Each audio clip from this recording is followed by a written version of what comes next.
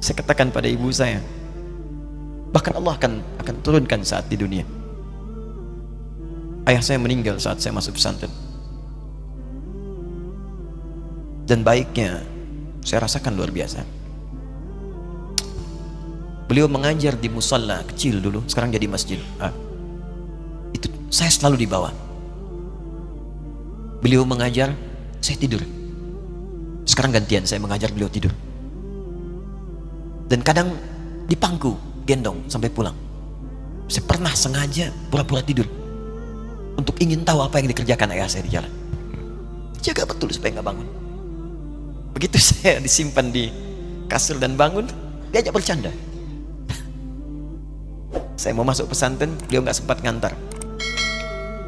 Saya bertemu, beliau menangis, peluk saya, minta maaf, nggak bisa ngantar ke pesantren. Saya belum mengerti apapun saat itu. Saya bertekad, insya Allah saya belajar dengan sungguh-sungguh. Sepekan 2 pekan saya dapat panggilan pulang. Saya tanya pada kakak saya yang ikut, sekarang ada di sini, di mana ayah? Beliau nggak jawab. Sampai di Bandung, paman saya, beliau sekarang Sekom MUI Jawa Barat, langsung menyampaikan, nampaknya nggak akan terkejar sampai sana, mungkin sudah dimakamkan. Saya ngerti, paham saat itu bahwa beliau telah wafat. Maka saya pulang. Maghrib saya sampai, saya dapati ibu di ruangan tengah. Saya datangi, saya menahan tangis, tidak menangis sedikit pun, untuk membahagiakan ibu saya. Saya datang, saya peluk, saya temani tidurnya. Itu pertemuan saya dengan ayah saya terakhir di mimpi. Saya bermimpi melihat sudah pakai kemeja, tersenyum, mendadahi saya. Sudah. Besoknya saya cari ke kamar, ternyata Allahu Akbar, apa yang selama ini saya pelajari di pesantren, kitabnya sudah ada di kamar semua, sudah disiapkan. Saya menangis saat itu. Saya bawa mushaf. Jadi bapak saya, ayah saya, itu bajunya pun saat wafat dibagikan kepada sahabat-sahabatnya. Bajunya, kitab-kitab ininya dibagikan.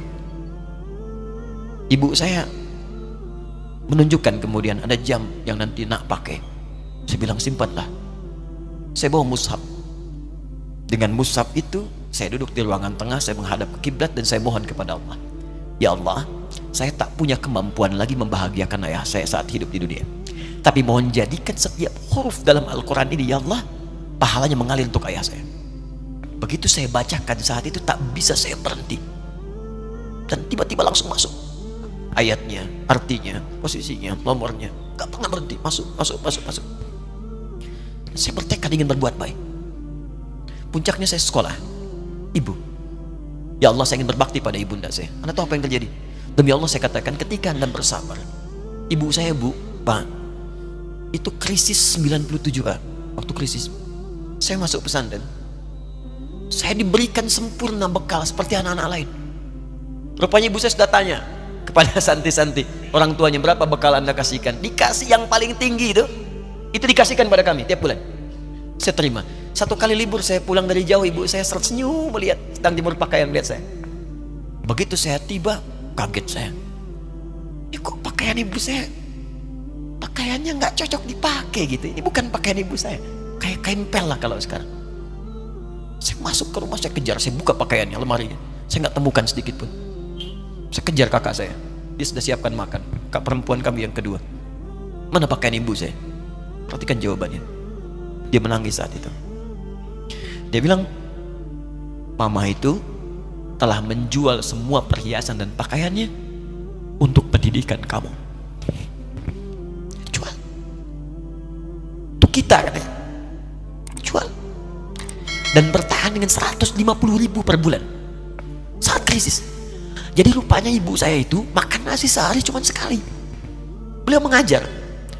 Di berangkat sekolah itu cuma makan pisang, minum kopi, makan nasinya malam. Saya bilang, ya Allah, saya akan ganti baju ibu saya dengan kain ihram dan saya ganting tangannya di Masjidil Haram. Itu apa yang terjadi? Begitu saya kuliah di Libya, alhamdulillah, saya berangkat, saya mulai mengajar, saya serius belajar. Saat itu kemudian Allah mulai berikan jalan. Saya ingin sungguh-sungguh. Malam saya bangun, saya sholat, saya belajar, saya menghafal Quran, saya belajar riwayat Quran. Sampai puncaknya tiba. Saya ditugaskan pemerintah Indonesia saat itu untuk jadi petugas haji di Mekah. Saya telepon ibu saya. Saya bilang, Ma, saya insya Allah akan haji 2010. Saya telepon Februari saat itu. Saya dengar suara, terbayang wajahnya indah, senyuman, bahagia. Alhamdulillah, nak. Kapan berangkat? Tahun ini insya Allah. Saya bilang, dan saya tidak akan pernah berangkat kecuali mama pun akan berangkat. Terdengar nada pesimis tapi senyum. Dari mana katanya? Allah akan kasih, saya bilang. Saya sedang bekerja berusaha karena Allah. Mustahil Allah akan sia-siakan gitu. Berapa butuhnya? Porsinya 25 juta. Kapan harus ada? Bulan Juni. Ya, jadi dari Februari ke Juni itu.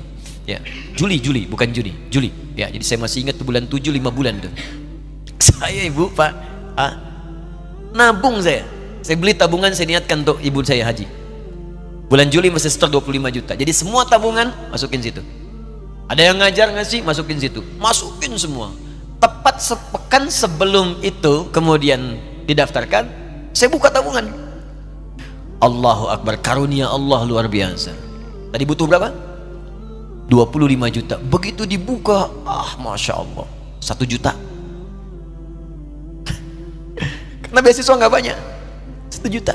Tapi 3 hari sebelum daftar, entah dari mana ibu-ibu pengajian nih KBRI datang, Ustadz, ibu katanya mau haji juga ya, Ustadz mau haji ya, ibu ikut ya. Sudah nggak usah dipikirin, nanti kami yang pikirkan semuanya. Tiba-tiba dikirim, bayar porsinya di sana, dapat koper paling besar. Bayangkan, tadinya kopernya belum datang, telepon lagi, nak koper belum datang katanya. Saya bilang, Ma, tenang aja, apa hajinya nggak jelas ini? Tidak jelas, saya bilang, insya Allah. Ya. Nah, cuman beritanya berbeda. Begitu saya telepon lagi, Ma, gimana bisa? Nah, telah keluar pengumumannya. Kapan, Ma? 2013. Loh, kan saya hajinya 2010, nggak bisa, harus 2010. Lihat kalimat ibunda saya. Nah, jangan pernah mengambil hak orang lain. Allah kasih 2013, alhamdulillah. Saya bilang, Ma, kita tidak harus mengambil hak orang lain, tapi kita meminta kepada Allah yang memanggil kita. Boleh jadi Allah akan berikan tambahan kuota pada tahun ini. Doa lagi, minta, datang ke masjid. Tiba-tiba ada sidang oki di Istanbul saat itu, keputusan 1/1000. Setiap ada 1000 muslim, 1 kuotanya. Saat itu Indonesia dapat tambahan 22.000, termasuk ibu saya ada di situ. Ya, acara malam Al-Qadar 27 Ramadan, malam masih ingat betul, saya jadi MC dengan rektor pada saat itu. Saya nggak pernah bawa handphone, tiba-tiba handphone itu saya bawa, berbunyi kemudian telepon itu. Saya minta pada rektor izin, saya angkat dulu, diperkenankan. Saya kemudian ke belakang masjid, saya angkat. Tiba-tiba saya dengar suara sudah menangis.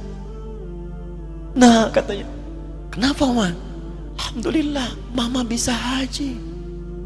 Ternyata kuota itu termasuk ibu saya. 5 bulan, Pak. Wena biasa. Nggak bayar tambahan, nggak ada macam-macam, bisa berangkat. Begitu saya berangkat duluan, saya tungguin betul di apartemennya, di maktabnya sampai datang. Begitu sudah datang, saya nggak sapa, saya lihat dari jauh. Bahagianya saya bisa mengganti pakaian tadi yang lusuh dengan kain ihram. Saya perhatikan, saya ikuti dari belakang. Di lift, saya ikuti. Di jalan, saya ikuti. Begitu sampai Masjidil Haram, saya gandeng tangannya. Ma, kita sama-sama. Labbaik Allahumma labbaik. Labbaik la syarika lak labbaik.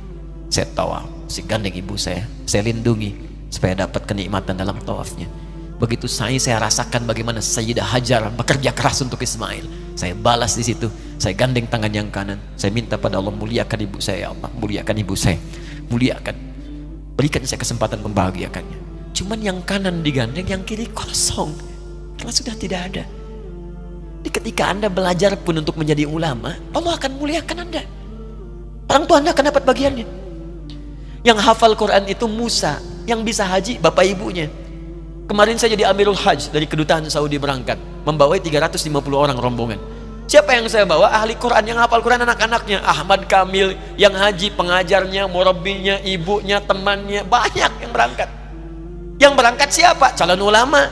Dijadi ulama itu, jangankan sudah jadi, kalau benar caranya, baru bergerak pun Allah pasti akan jaga. Kalau benar caranya.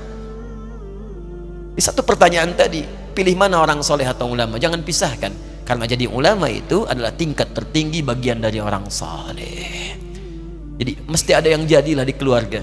Pilih satu mungkin ahli Quran, kedua ahli hadis, yang lain dunia, tapi dunia diniatkan membantu ibadah. Jadi arsitek buat bangun masjid, bangun pesantren, pahala banyak. Insya Allah akan dibuka oleh Allah. Insya Allah. Ada kurang lebih begitu ya. Satu pertanyaan tadi, ya, apa beda antara orang soleh dengan ulama? Wallahu ta'ala alam bissawab. Hati saya sedih. Yang pertama, menyimak perjuangan orang tua Ustadz, Masya Allah.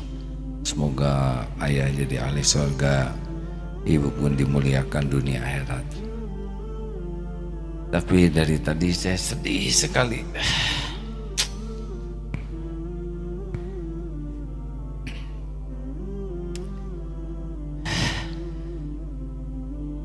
Mendengar uraian tentang ulama.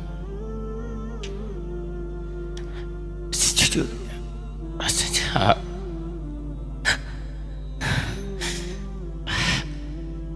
sepertinya jauh sekali